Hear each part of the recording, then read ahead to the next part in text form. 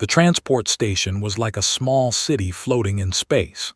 Thousands of aliens walked through its bright corridors, speaking in languages that sounded like music, clicking, or rumbling thunder. Ships came and went every few minutes, carrying people and cargo to distant worlds across the galaxy. Stood in line at the customs checkpoint with his old green duffel bag. He was 77 years old, with short gray hair and a face full of wrinkles from smiling. His clothes were simple and worn, but clean. He looked like any other elderly human, except for his eyes. Those eyes had seen many things in 7 decades of life. The customs officer was not human. It looked like a giant insect, standing over 2 meters tall with shiny armor-like skin that reflected rainbow colors. Its face had mandibles that clicked when it talked, and its many eyes studied travel papers. Behind the officer, something made a terrible sound. It was like screaming and growling mixed together. The noise made every alien in the area stop and look around nervously. Some moved away from the source of the sound. "Human elder," the officer said, its voice coming through a translator device. "There is a problem with your travel arrangements." Looked at the officer calmly. "What kind of problem?" The officer pointed one of its thin arms toward a large cage in the holding area. Inside the cage, a small creature paced back and forth. It was about the size of a large dog, covered in black fur that seemed to swallow all light. It had 6 legs, each ending in sharp claws.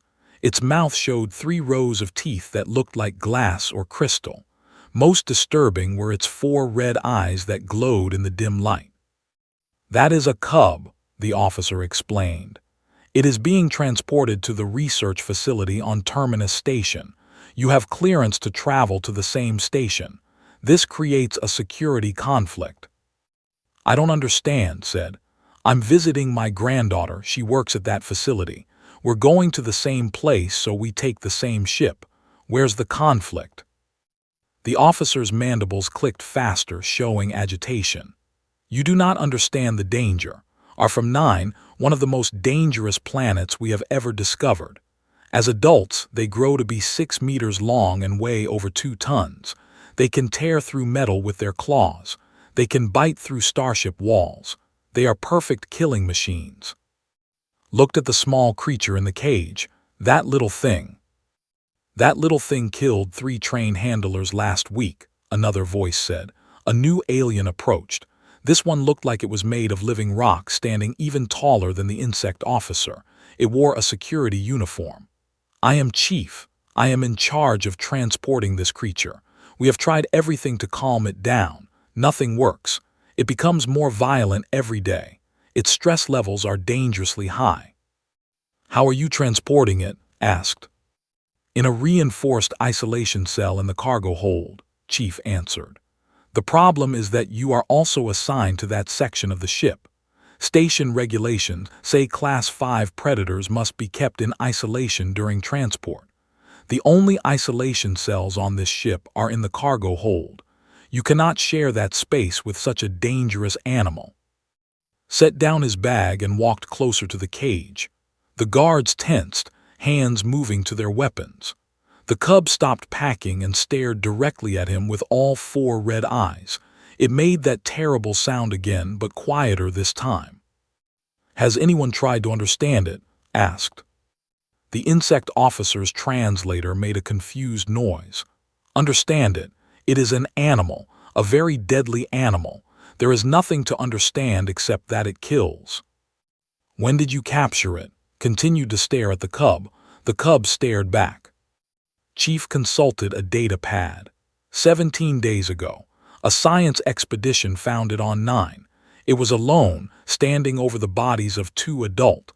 We believe it was scavenging their corpses when the team arrived.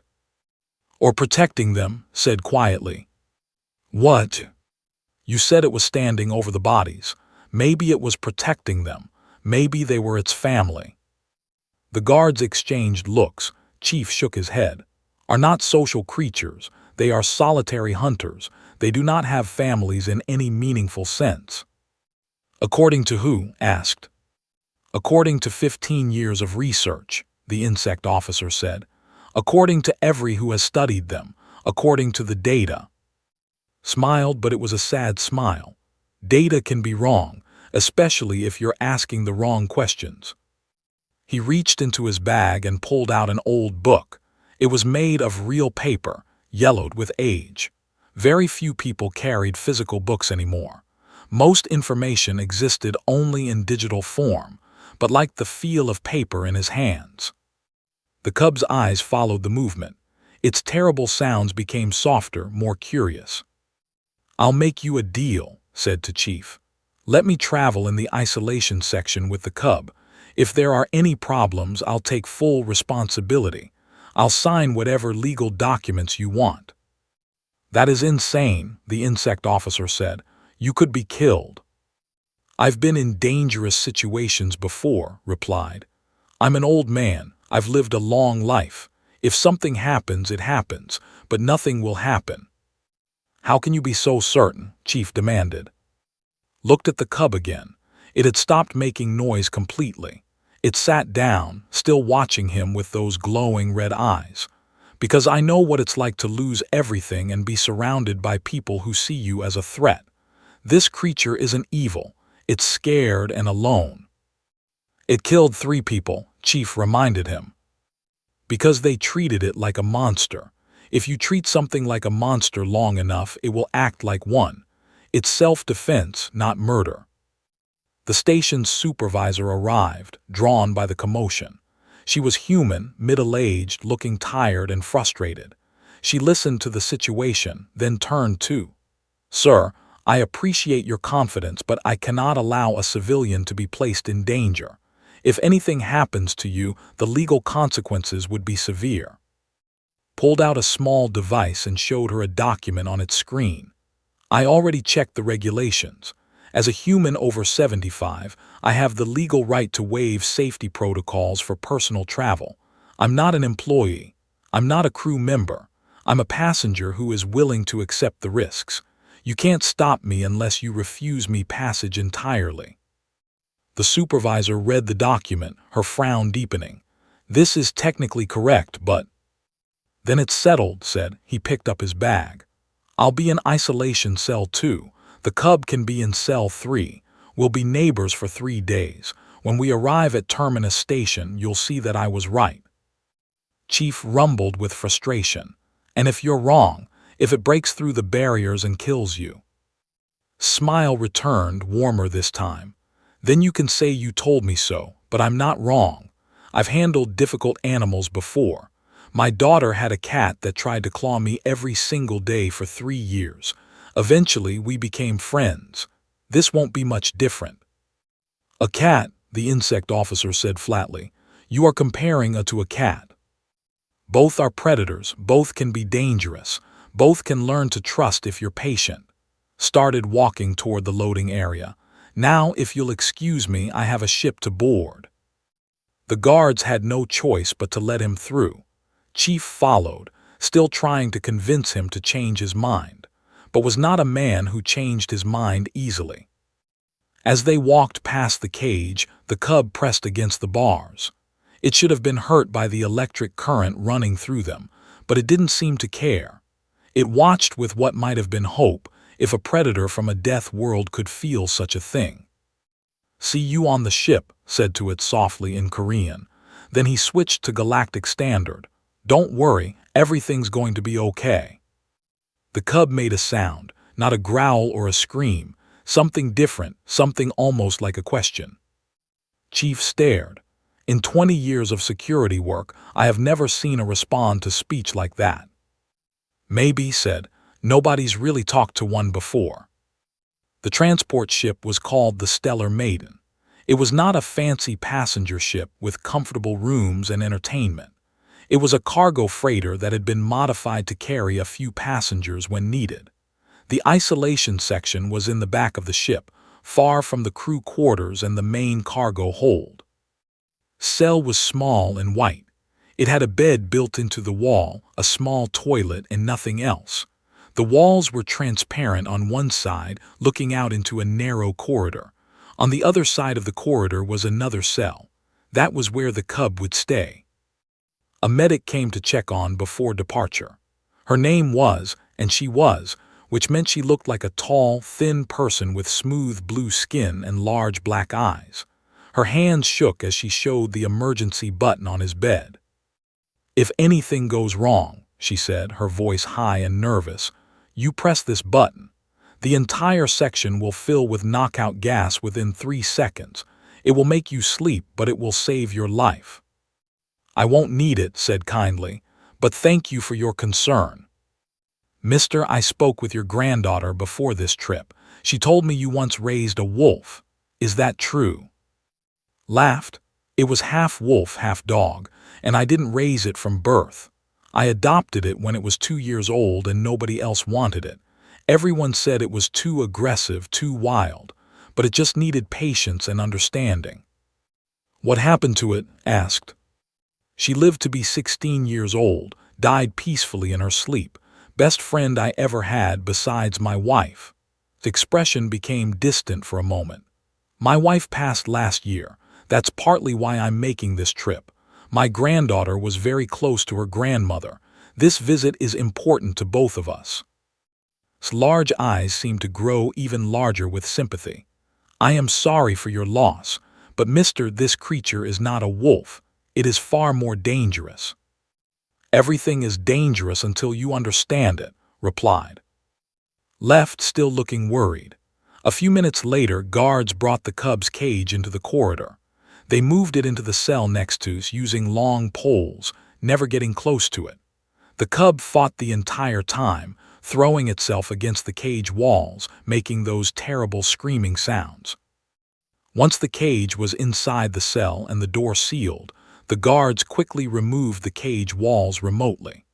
The cub was now free inside the cell, separated from only by a transparent barrier that could withstand weapons fire. The cub immediately began testing the barrier. It threw itself against it over and over. Its claws scraped against the transparent material, leaving no marks. After several minutes of this, the cub stopped, breathing hard. It looked at with those 4 glowing eyes. Sat on his bed, opened his old book, and began to read. He didn't read silently. He read aloud in Korean at first, then translating to Galactic Standard. His voice was low and calm, the way someone might read to a child at bedtime. "This is a story my mother told me when I was very small," he said. "It's about a tiger and a rabbit. The tiger was the strongest animal in the forest. Everyone feared him, but the tiger was lonely.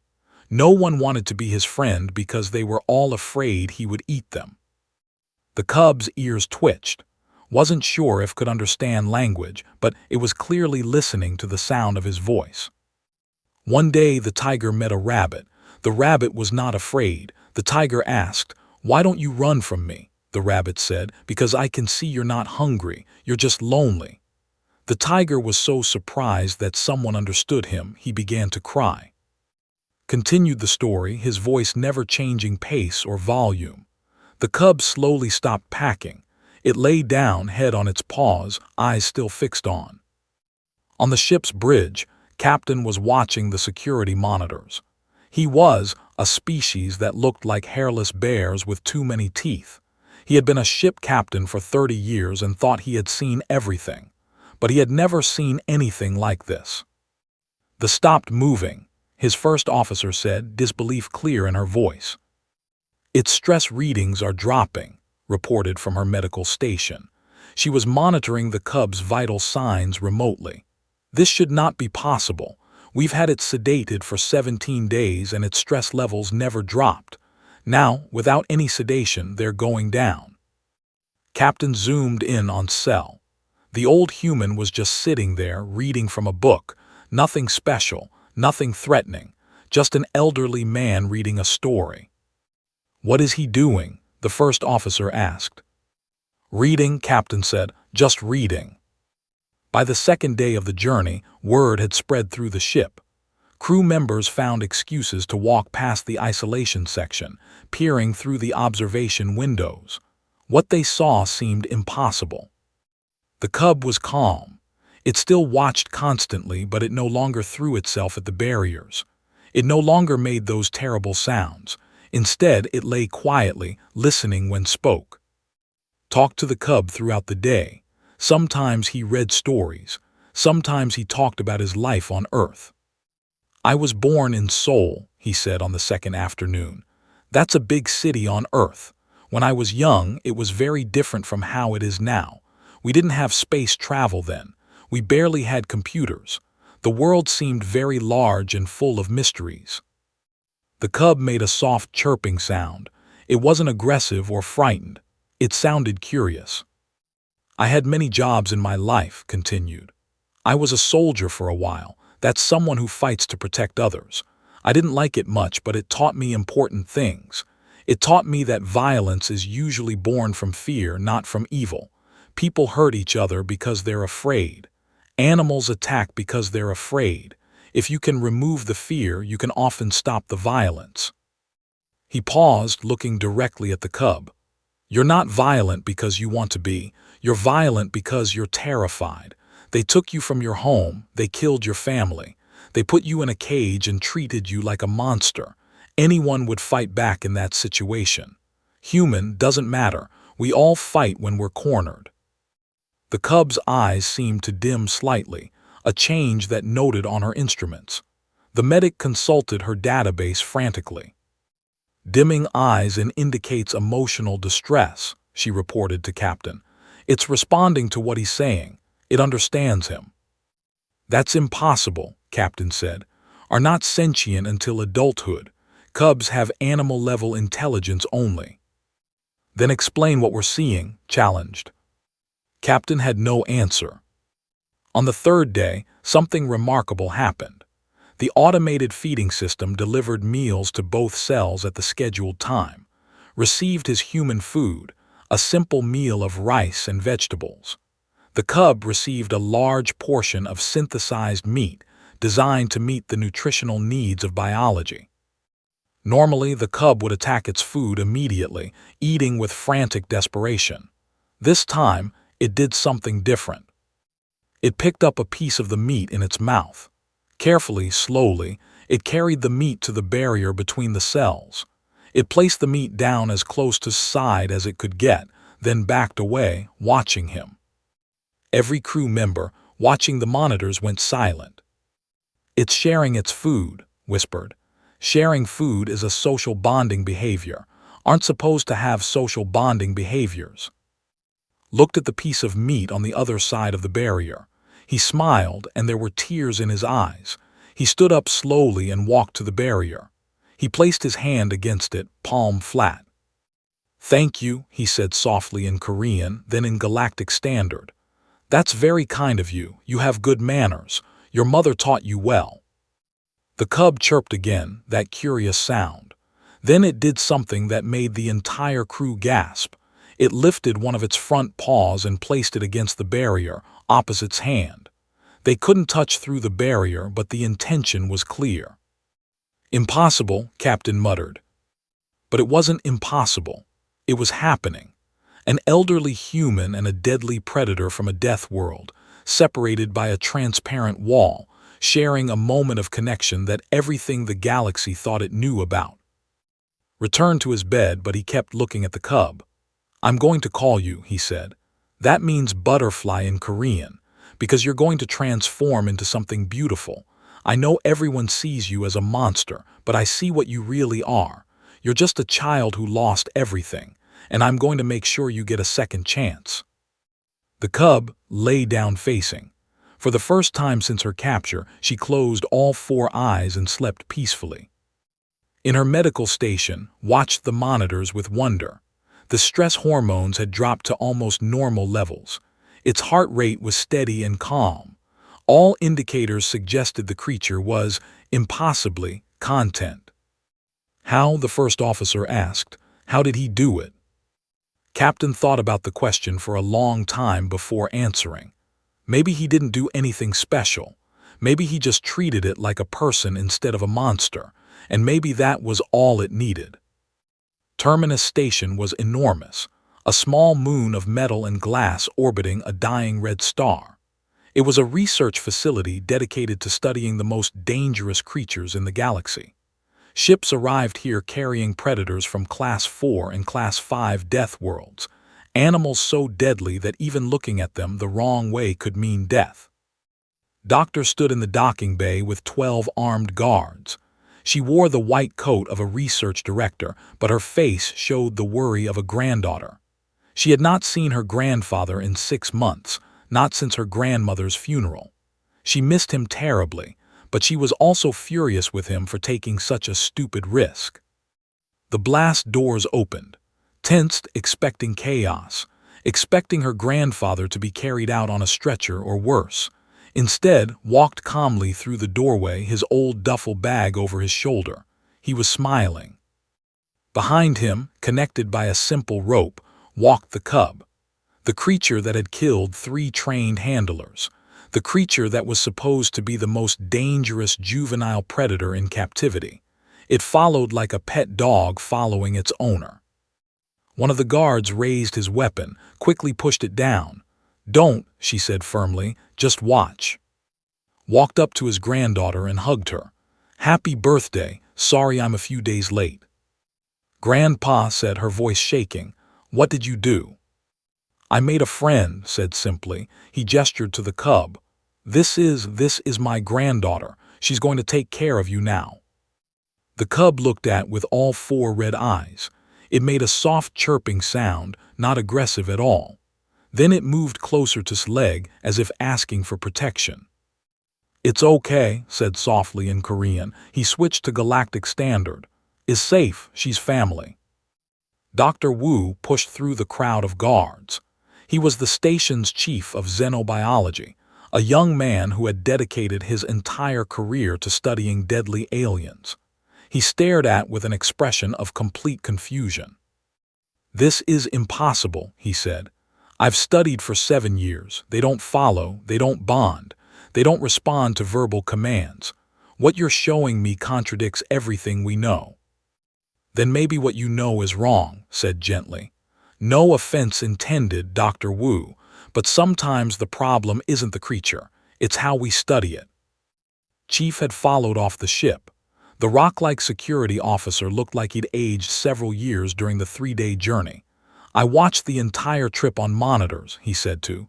"Your grandfather talked to that creature for 3 days straight, told it stories, shared his meals. By the end, there was following simple commands. Sit, stay, come, in Korean but still commands." Looked at her grandfather. "You taught it Korean." She responded to it, corrected. "I don't know if she understands the words or just the tone, but yes, she knows some Korean now. Basic stuff. But that's not the important part." "Then what is?" Dr. Wu demanded. Knelt down next to. The guards all raised their weapons but waved them down again. Gently scratched behind what might have been ear. The cub leaned into the touch, making a rumbling sound that was almost like a cat's purr. "The important part," said, "is that you've been treating these creatures like weapons. You study them as if they're just biological machines designed to kill. But isn't a weapon. She's a child. A traumatized child who watched her family die and has been treated like a monster ever since." The docking bay fell silent, except for the sounds of the station's machinery. "The expedition report from 9, said slowly, thinking. "It said the team found the cub defending the bodies of 2 adult. We assumed it was protecting a food source or territory." "It was protecting its parents," said quietly. "Your team killed them, then captured their child. Everything that happened after, all the violence, all the aggression, that was trauma. That was a child crying for help in the only way it knew how." Dr. Wu looked sick. "We didn't know. The initial reports said adults were aggressive on sight. The team had to defend themselves." "Maybe," said, "or maybe the adults were defending their cub from strange creatures that appeared with weapons and loud machines. We'll never know now, but what we can know is this: cubs are social creatures. They need connection. They need family. Take that away and yes, they become violent, but give it back." He gestured to who was still calmly sitting beside him. "And look what happens." A woman in an administrator's uniform approached. "Mister, I'm Director Park. I run this facility. I need to understand what you're proposing. You can't seriously think we can rehabilitate." "Why not?" asked. "Humans have rehabilitated plenty of dangerous predators. Wolves, bears, big cats. Some we returned to the wild. Some we kept in sanctuaries. Some even became companions. It's not easy and it doesn't work with every individual, but it's possible." "Those are Earth animals," Director Park argued. "You evolved alongside them. You understand them on an instinctive level, are aliens from a completely different evolutionary path." "That's true," agreed. "But fear is universal, so is loneliness, so is the need for connection. Those things cross species barriers, even cross planetary barriers apparently." Dr. Wu was looking at with new eyes. "If you're right, if cubs are social, then our entire containment protocol is wrong.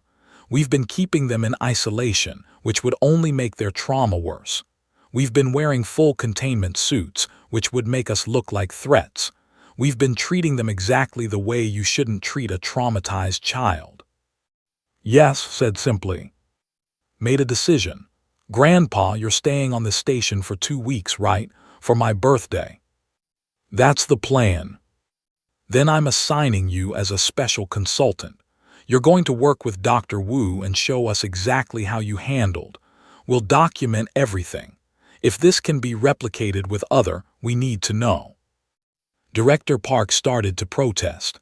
"Doctor, the council will never approve." "The council isn't here," interrupted. "I am, and I'm making an executive decision. We have 46 other in custody across this sector. All of them are scheduled for termination when they reach adulthood because they're considered too dangerous to maintain. If there's even a chance we can save them, we have to try." She looked at her grandfather with pride and exasperation mixed together. "Besides, if my grandfather can do this, then we can learn to do it too. Right, Grandpa?"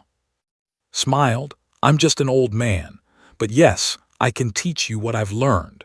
The question is whether you're ready to admit you might have been wrong." Dr. Wu straightened his shoulders. "I'm a scientist. My job is to follow the evidence, even when it contradicts my previous conclusions. If I've been wrong about, then I want to learn the right way to understand them. I volunteer to assist you, mister." Over the next few days, worked with Dr. Wu and a small team of researchers. They moved to a special habitat, not a cage but an actual room with soft surfaces, natural lighting and space to move around. Continued to spend time with her, showing the researchers his methods. "The key is consistency," he explained as played with a simple toy he'd made from rope and fabric. "You have to show up every day. You have to speak calmly. You have to respect her boundaries. If she doesn't want to be touched, you don't touch her. If she seems stressed, you give her space. It's not complicated, but it requires patience." "How long did it take before she trusted you?" asked Dr. Jin, a behavioral specialist. "About 2 days before she stopped seeing me as a threat. Another day before she started seeing me as safe. But full trust.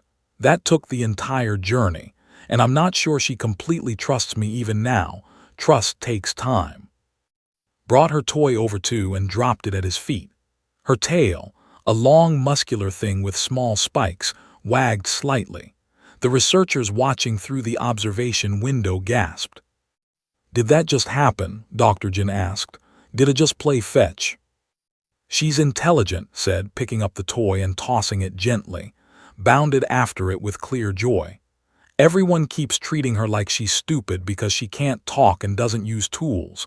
But intelligence isn't just about language or technology. She understands emotions. She learns behaviors. She problem solves. That's intelligence." By the end of the first week, something remarkable happened. Dr. Wu, following guidance, entered habitat alone. He moved slowly, kept his voice low, and offered her a treat without making direct eye contact, just as had instructed. Approached carefully. She sniffed his hand.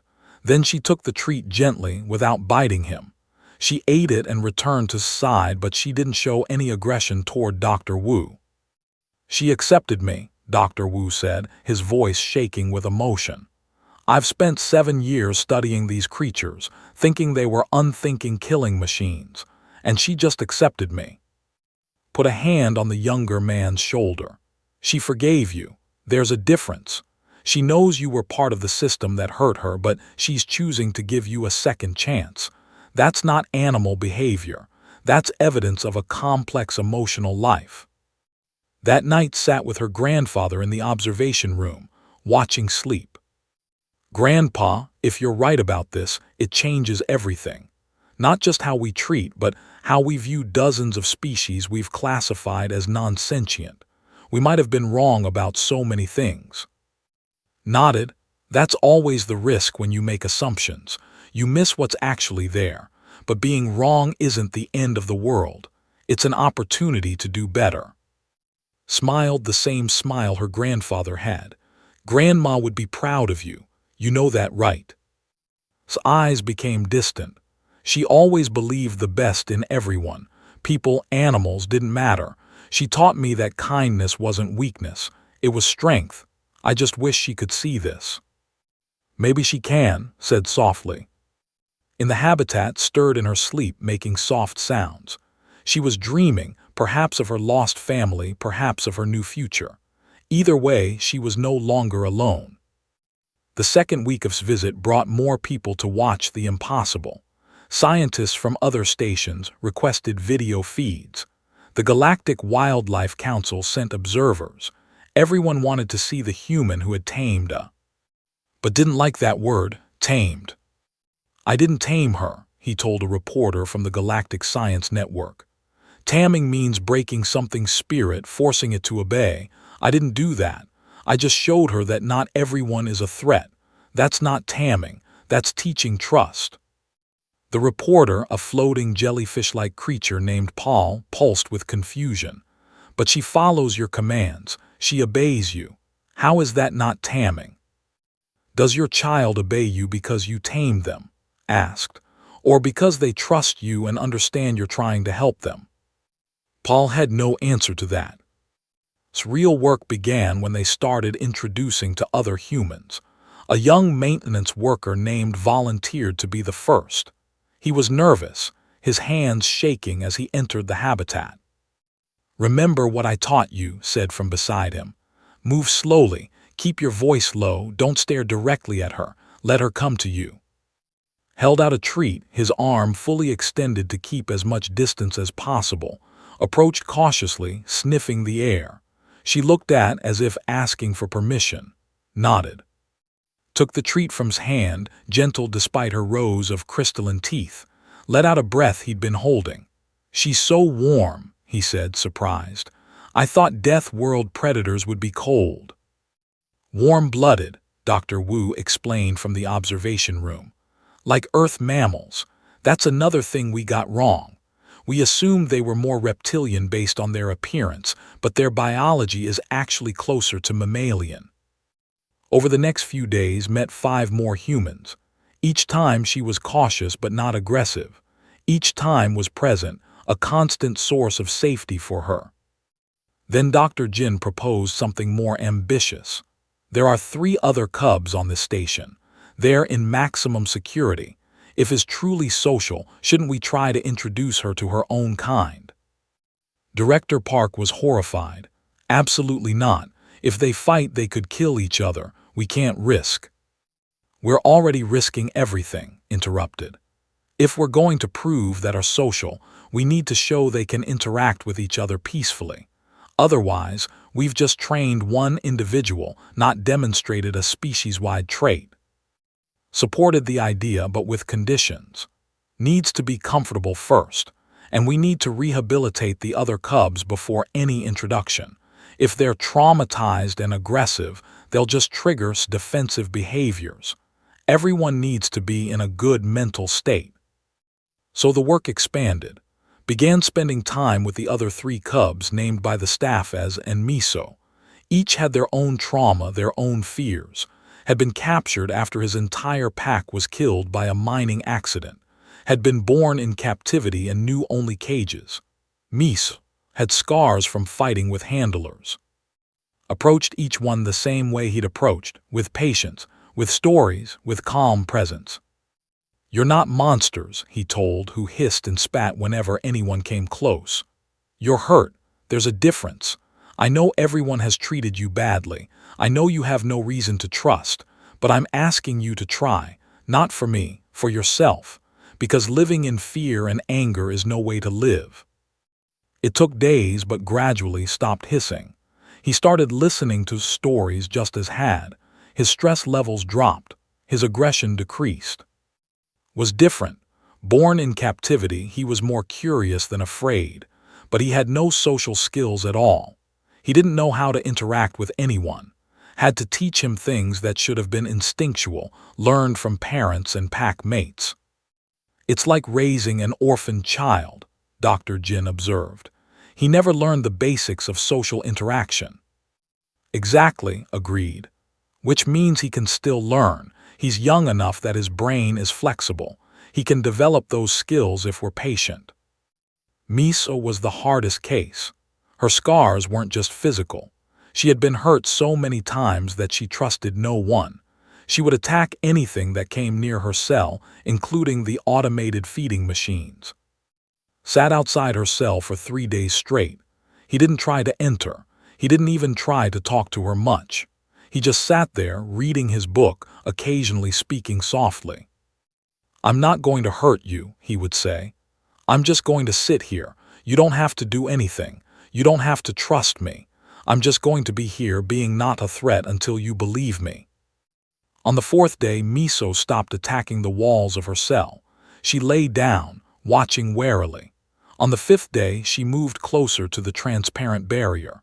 By the 6th day, when the feeding machine delivered her meal, she didn't attack it. Dr. Wu watched all of this with growing amazement. "You're healing them, not just training them, but actually healing their trauma." "I'm not a doctor," said. "I'm just someone who understands what it's like to be hurt and afraid. I lost my wife last year. For months I was angry at the universe. I didn't want to trust anything or anyone. My granddaughter helped me through it. She was patient. She was present. She didn't try to fix me or change me. She just showed me I wasn't alone." He looked at Miso, who was eating her food calmly for the first time since her capture. "These cubs are going through something similar. They lost everything. They were hurt by the very people who were supposed to be helping them. They need someone to show them that not everyone is an enemy, that there's still good in the universe." By the end of the 2nd week, all 4 cubs were stable enough for a carefully controlled introduction. The staff created a large neutral space, a habitat with multiple hiding spots and escape routes. They would introduce and first, as was the least traumatized. The day of the introduction, half the station's staff crowded around the observation windows, and Dr. Wu were inside the habitat with both cubs, ready to intervene if anything went wrong. Entered first, she explored the new space, sniffing and investigating, then was brought in. He saw and froze. All 4 of his eyes went wide.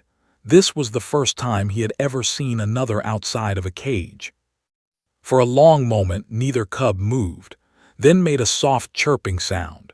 It was the same sound she made when she wanted attention, but different somehow, more complex. Chirped back, the sound was hesitant, uncertain. Approached slowly, her body language non-threatening.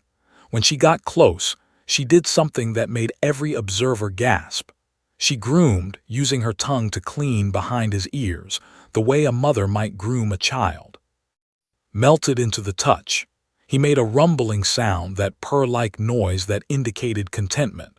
Then he tried to groom back, clumsy and awkward, but the intention was clear. "They're bonding," Dr. Wu whispered. "Social grooming is a bonding behavior. Aren't supposed to do this." "They're not supposed to," agreed. "But they are, which means all your research was based on observations of traumatized, isolated individuals. You were studying damaged behavior and thinking it was normal." The introduction lasted an hour. By the end, and were lying side by side, comfortable in each other's presence. It was the first peaceful inter-interaction ever recorded by science. Over the next days, they introduced and miso. Each introduction was careful, controlled, and successful. Within a week, all 4 cubs were living together in a large habitat. They played together. They groomed each other. They slept in a pile, the way pack animals do. Watching them felt tears in her eyes. We've been so wrong about everything. You weren't wrong, said gently. You just didn't have all the information. Now you do. The question is, what are you going to do with it? Looked at her grandfather. The council has called an emergency session. They want to discuss the implications of your work. They're arriving tomorrow. Good, said, because I have some things to say to them. That night sat in the observation room with. Dr. Wu had allowed her to come out of the habitat for a special visit. She lay at his feet, her massive head resting on his lap. Tomorrow is important, told her softly in Korean.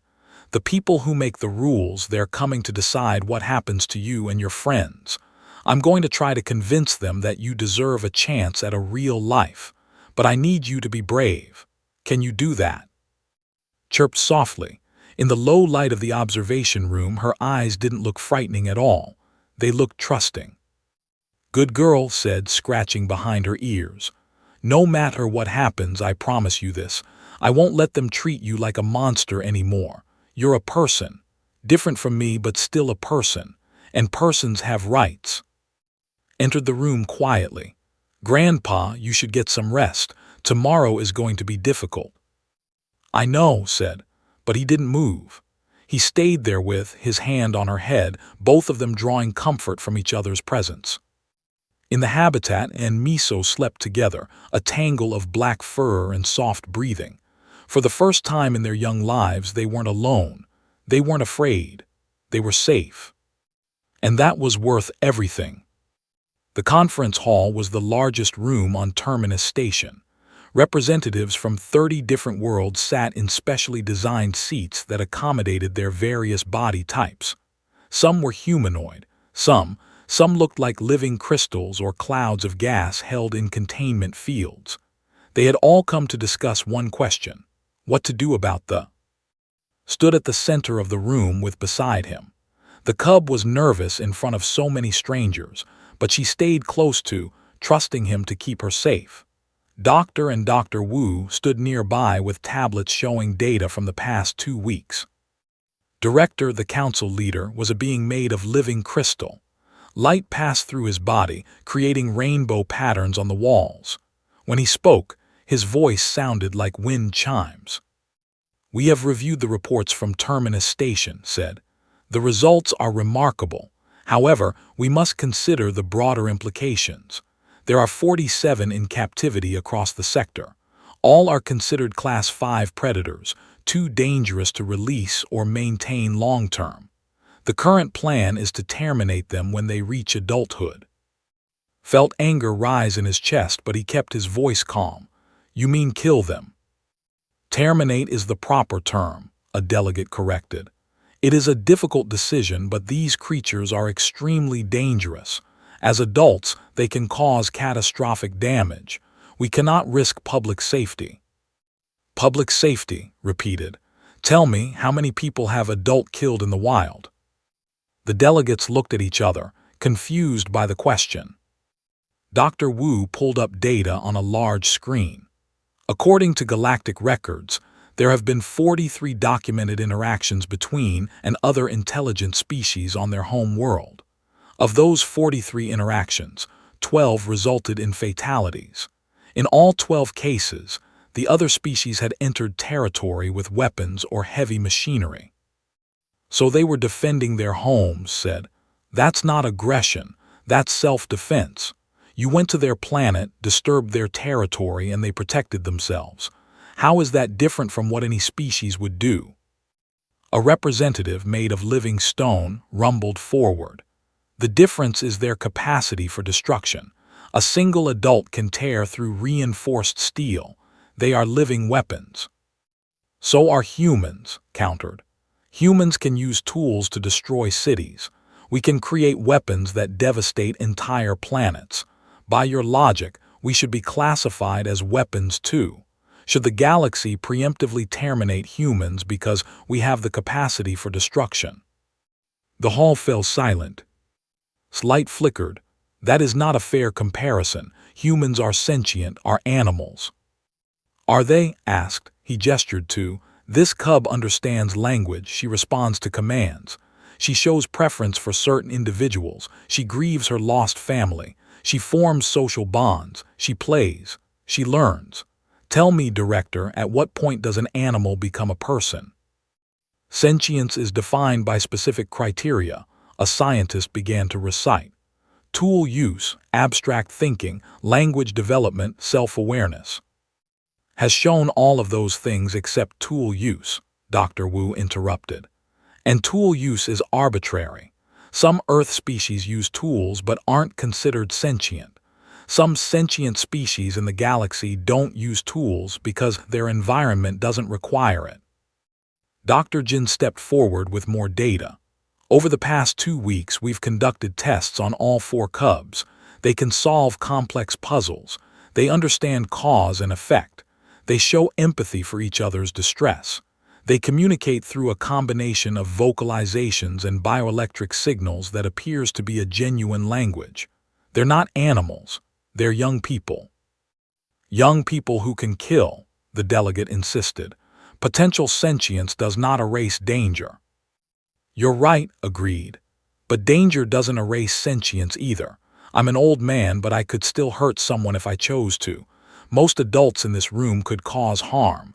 We don't terminate people because they're capable of violence. We teach them not to use violence. We socialize them. We integrate them into society. Why should be any different? Director considered this. Mister, what exactly are you proposing? I'm proposing a rehabilitation program. Give me 6 months. Let me work with all 47 in captivity. I'll teach your staff how to properly care for them, how to reduce their trauma, how to help them develop healthy social behaviors. If I can successfully rehabilitate at least 20 of them, then you must acknowledge they're sentient and grant them the rights that come with sentience. And if you fail, asked. His expression hardened. If I fail, then you can proceed with your termination plan, but I have one condition. Any that I successfully rehabilitate, if they can't be safely housed in your facilities, they come to Earth with me. We'll create sanctuaries for them. We'll give them a life. The hall erupted in argument. Some delegates thought was insane. Others saw the logic in his proposal. The debate went on for an hour. Finally called for silence. This is an unprecedented situation. We have never before encountered a species that shows sentience only in the proper developmental environment. If Mr. is correct, then our treatment of has been deeply unethical. If he's correct, the delegate stressed, one successful case is not proof, it could be an anomaly. Which is why I propose testing it with more individuals, said. Science is about replication. Let me replicate these results. If I can't, then you lose nothing. If I can, then you save the lives of sentient beings. A delegate similar in species to Captain stood up. I have a question for Mr. You are 77 years old. This project could take years, even decades beyond the initial 6 months. You may not live to see it completed. Why do you care so much? Looked down at who was watching him with all 4 eyes. Because I lost my wife last year. Because I know what it's like to lose everything and feel like the universe doesn't care. These cubs lost their families. They've been hurt and traumatized. If I can help even one of them find peace, find safety, find family again, then my time is well spent. He looked back at the council.